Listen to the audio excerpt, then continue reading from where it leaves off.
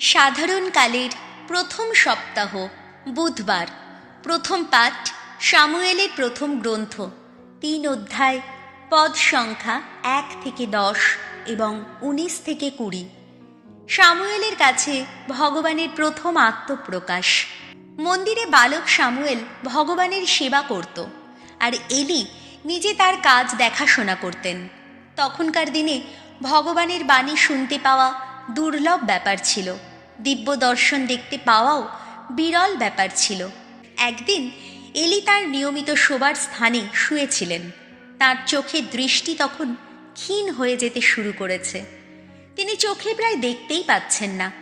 এদিকে বালক সামুয়েল ভগবানের মন্দিরে সেইখানে শুয়েছিল, যেখানে ঈশ্বরের মঞ্জুষাটি ছিল। ঈশ্বরের মন্দিরের প্রদীপটি তখনও নিভে যায়নি। এমন সময় ভগবান সামুয়েলকে ডাকলেন। সে উত্তর দিল, এই যে আমি। তারপর সে এলিওর কাছে দৌড়ে গিয়ে বলল, আপনি তো ডেকেছেন, এই তো আমি।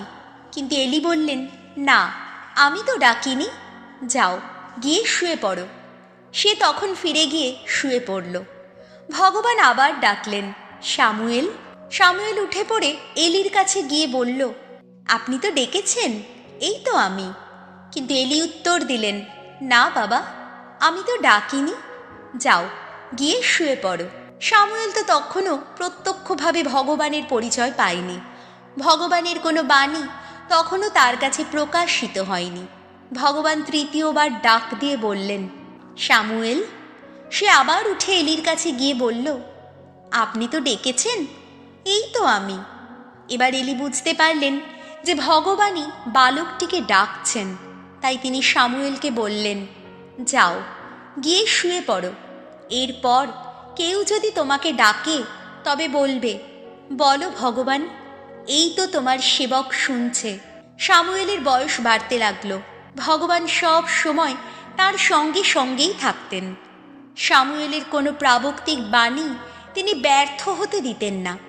দান নগরী থেকে বেরশেবা পর্যন্ত ইসরায়েলের সমস্ত মানুষ তাতেই এই কথা বুঝতে পারল যে ভগবানের প্রবক্তা হিসাবে সামুয়েলের পরিচয় যথার্থই প্রমাণিত। এই হলো প্রভুর বাণী। শাম সঙ্গীত ধুয়ো। প্রভু, এই তো এসেছি আমি, তোমার ইচ্ছা পূর্ণ করতেই এসেছি। আমি ছিলাম ভগবানের ব্যাকুল প্রতীক্ষায়।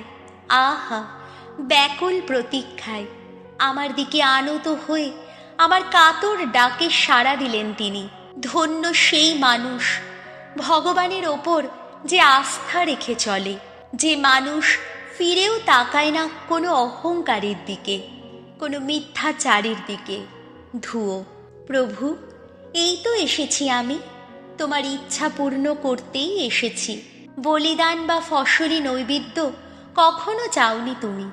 পূর্ণাহুতি, প্রায়শ্চিত্তের পশু বলি তেমন কোনো কিছু দাবিও করনি। বরং আমায় দিয়েছ তোমার বাণী শ্রবণের শক্তি। তাই আমিও বলেছি, এই যে এসেছি আমি। ধুয়ো। প্রভু, এই তো এসেছি আমি, তোমার ইচ্ছা পূর্ণ করতেই এসেছি।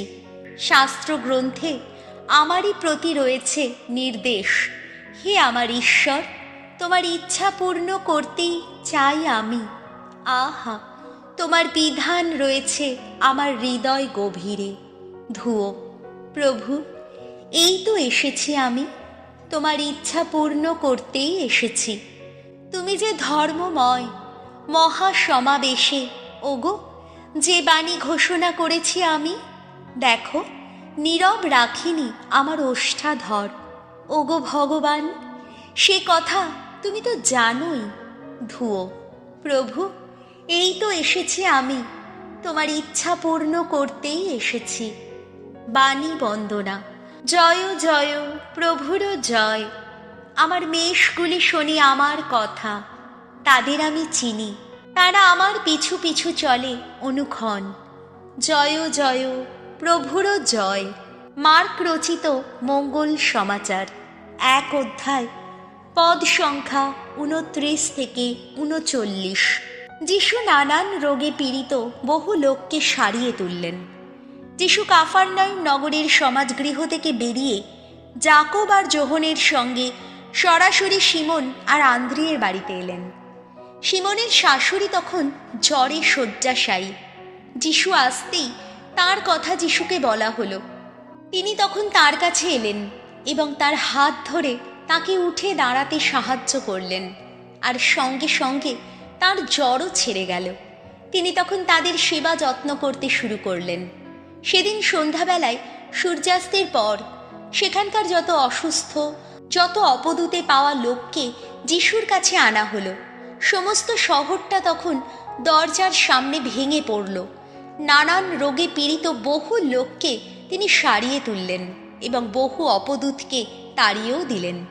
অপদূতদের তিনি কিছু বলতেই দিতেন না, কারণ তারা জানত যে তিনি কে। পরের দিন সকালে ভোরের অনেক আগেই উঠে তিনি বেরিয়ে পড়লেন। নির্জন একটি জায়গায় গিয়ে তিনি সেখানে প্রার্থনা করতে শুরু করলেন। এদিকে সিমন ও তার সঙ্গীরা তার সন্ধানে বেরোলেন এবং তাকে খুঁজে পেয়ে বললেন, সকলেই যে আপনাকে খোঁজাখুঁজি করছে। তিনি উত্তর দিলেন, চলো আমরা বরং অন্য কোথাও আশেপাশের গ্রামেগঞ্জেই যাই, যাতে সেখানেও বাণী প্রচার করতে পারি। আমি তো সেজন্যেই বেরিয়ে পড়েছি।